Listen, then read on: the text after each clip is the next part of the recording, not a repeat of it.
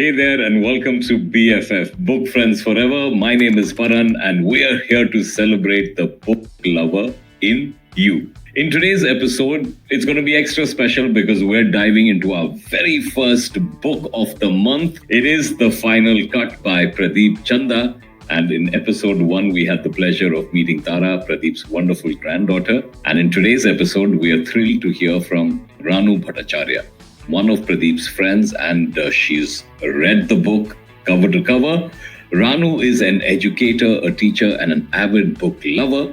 She has traveled the world greatly, lived in various countries abroad, and that is thanks to her diplomat husband. So let's ask Ranu, what makes The Final Cut such a captivating read?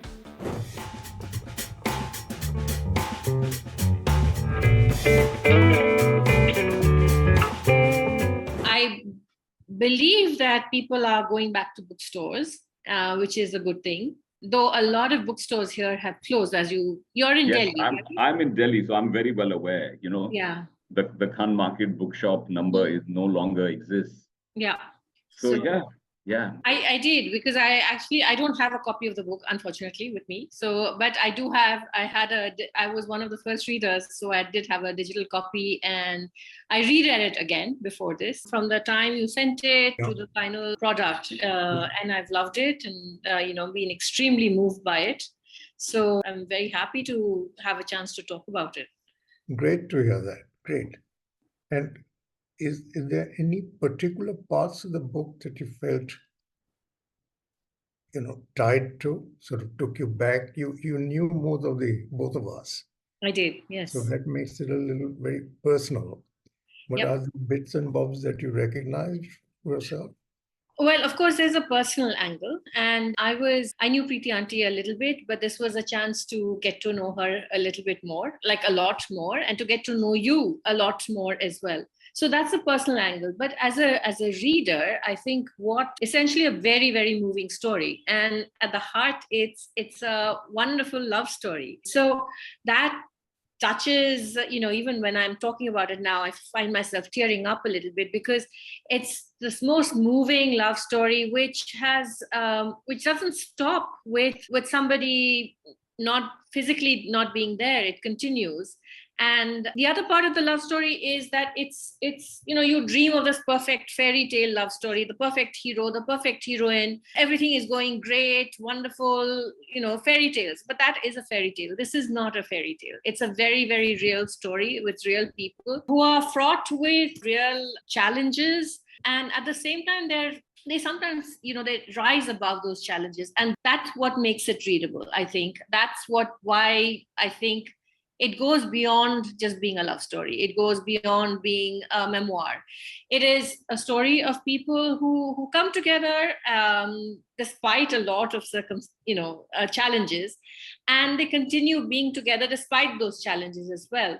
But at the same time, it's these two people who are very authentic, very real, and so you recognize yourself in like you said, bits and bobs. You say, oh yeah, that happened. That I know. That happened in my life, or it's happened in my parents' life, or it's happened in a friend's life. And so you recognize those bits. And I think that's what makes a book really touch you. And I think you've accomplished that with your writing. So it's extremely touching. It touches my soul in some ways. I love what you've done about where I talk about it as zooming in and zooming out. So you take that very personal something that's happened to you, be it your childhood, which was kind of completely interrupted at a point, and you actually saw that red ball kind of bobbing away. So there was this whole part of your childhood that was, it went away. And it's very difficult for any of us of this generation to even know what that was like. And for you to talk about it as well. I know about like people who've lived through partition are genuinely, they don't want to talk about it for most part. And that leaves big gaps in our knowledge for our generation and for the successive generation as well, like for my children and their children. It's like this gap. So when you talk about, or when you bring those subjects to the forefront, it gives us a little glimpse of what it was like. It's not a history book. It's not Joya Chatterjee writing about, the separation of Bengal and how it was kind of carved out with no thought behind it. Essentially, it went through houses, it went through farms, and people were split. It went through families, but this is something that happened, and this is living history. We are still living with that. We are still living with the remnants of that. So you zoom into a very personal experience, but then you zoom out of it, and we get to see, what exactly was happening in the world around at that point of time. So from a writer's perspective, I love the way that it takes the very personal and it kind of expands it into a wider realm. So again, that is where people find entry points into this. They might not know about these very small stories about partition, and that's what I personally loved about your writing, essentially, as well. It's amazing. I didn't realize that it will touch you to such a great extent. And a lot of people have talked about this being a love story. I thought I was a very dry kind of guy. Obviously not. Missed out somewhere. Tell me, does it bring out our issues like caste system, the religious beliefs? But what I wanted to do, unlike most of the memoirs that I've read, is when I say talk about a wedding, I give multiple ways people get married, primarily to bring out the differences. Mm-hmm. Does that resonate well, or do you think that's a waste of time? No, I think it's very relevant when you bring in these, multiple characters, or you mentioned weddings, for instance, and, there's a wide variety of weddings that you describe in the book. You touch upon even something as minute as like Preeti Auntie going to a chawl for her helper's wedding, for instance. There is that, one of the things that it does is that it goes beyond things like, rituals.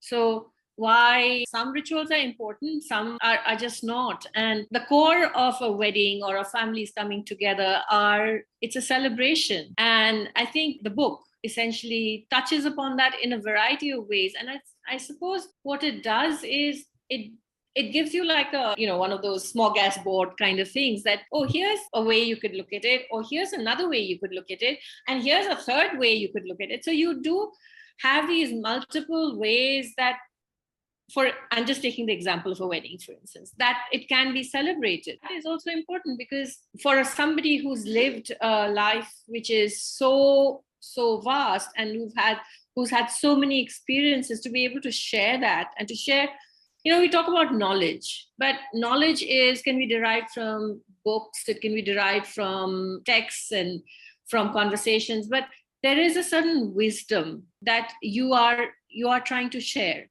And the wisdom doesn't come from the books itself. It doesn't come just from from what a generation before you has observed, but it comes from a life which you've led.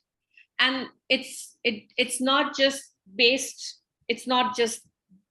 within a boundary of our country. It's a life which has gone beyond several times. So what the book has tried to do, or what you have tried to do, is give the readers glimpses into different ways of living and being and becoming, essentially. And I think that is, again, very exciting. Particularly, I think, I don't want to go into politics and too much, but particularly in this day and age, I think those are important things to focus on or to have a perspective upon. So definitely, yes, I think it does. Again, I think in another way, it somehow transcends all of that, because a lot of the episodes or the stories that you write about, it transcends those notions that, it has to be within this box of caste, or it has to be within this box of religion, or it has to be within this box of nation. So I think what you do very beautifully is, through the stories, it's not a preachy thing. I mean, none of us like to be preached at, so it's not preachy, but it just shows you ways of accepting difference and also celebrating difference. So I think that is extremely relevant in this day and age. I think we need more of it. It was supposed to be our story. It turned out to be my story in the middle.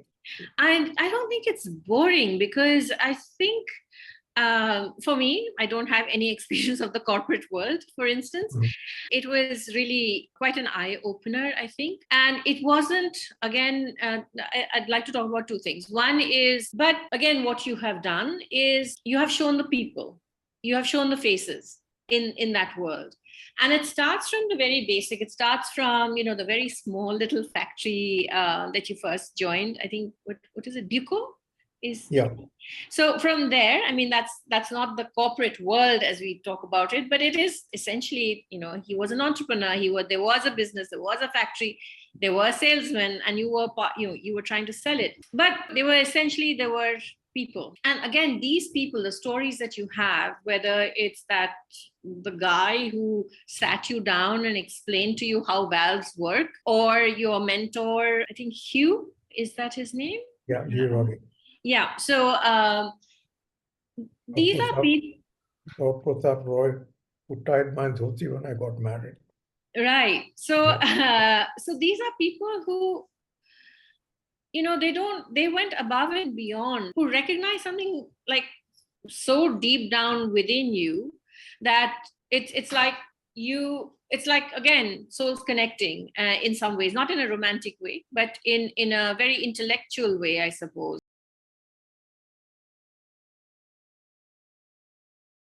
And that was Ranu Bhattacharya. And next week, we are going to make you meet some more friends of Book Friends Forever.